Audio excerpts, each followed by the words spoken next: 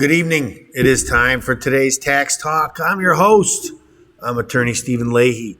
It is Thursday, February 16th, the year of our Lord, 2023. A little bit different look for me today, huh?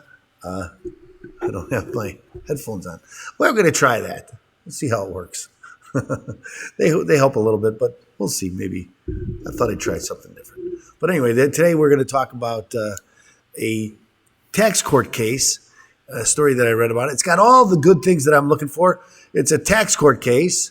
It's about taxes, and I agree with it. So that's what we're going to talk about today on today's Tax Talk. Won't you join us?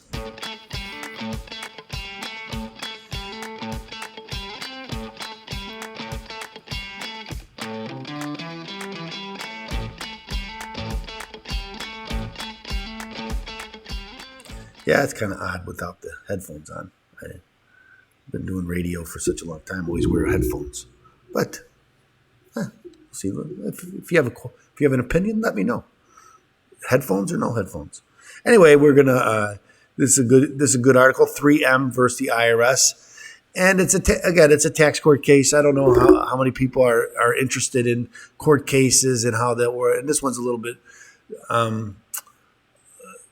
Complex. I guess all court cases are a little bit complex, but this has to do more with trade and things like that. But it also has to do with Congress and the power of the IRS, and that's one of the things that drive me to it. So let's go to the story, shan't we? If that's a word, shan't we? Okay, here it is. Congress should stop the IRS from taxing phantom income.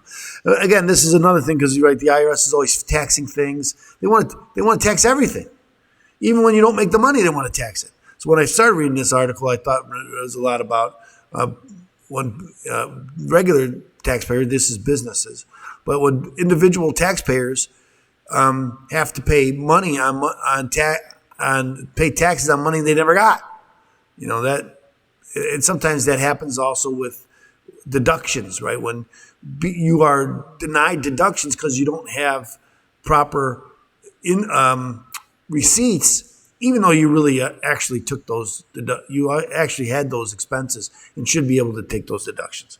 But so let's start here. This is by Travis Nix, who I'm not familiar with, here on the National Review.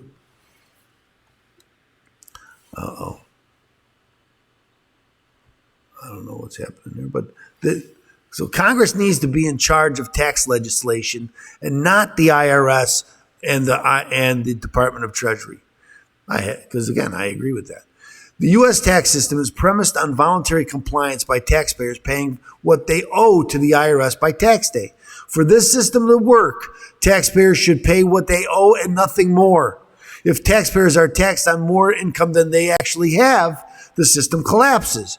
You get tax avoidance and tax evasion. Unfortunately, an unprecedented decision by the U.S. tax court just gave the green light to a Treasury regulation that leaves U.S. companies with foreign subsidiaries vulnerable to having the same profits taxed twice, but on a different basis. Once by the foreign country in which they are doing business, and again in the U.S. If companies cannot rely on the courts to reverse the decision, Congress should step in and repeal the Treasury's regulation to avoid harmful economic consequences. My computer's going crazy. I don't know why. The tax court's decision in 3M versus Commissioner of the Internal Revenue Service. Okay. A transfer pricing case concerning royalties from a Brazilian subsidiary to its Minnesota-based parent company. Brazilian law mandated that the maximum royalty the Brazilian company could pay its U.S. parent company was 1% of net sales. But by contrast, the IRS believes that the Brazilian company should have paid 6% of its sales to the American company. The result of the IRS's position is that more money should have been paid to the U.S. company and taxed in the U.S. despite the Brazilian law making 6% royalty illegal. The IRS won in tax court in a split 9-8 decision because of a Treasury regulation that states that the agency will only respect a foreign law if it applies to non-related companies too. The only reason foreign countries have these laws is to limit intercompany transactions. So, of course, these will never apply to non-related parties. Royalty agreements with parties other than the parent company are already negotiated fairly with third parties, so there's no reason to regulate them. The tax court ignored that fact, and regulation disregards it. The regulation is also inconsistent with the keystone of U.S. transfer pricing regulations. The income in these intercompany transactions should be allotted as if both companies were negotiating with a non-related company. In this case, the U.S. company had no choice but to accept a 1% royalty because of a foreign law. The regulation is also inconsistent with the keystone. I already said that.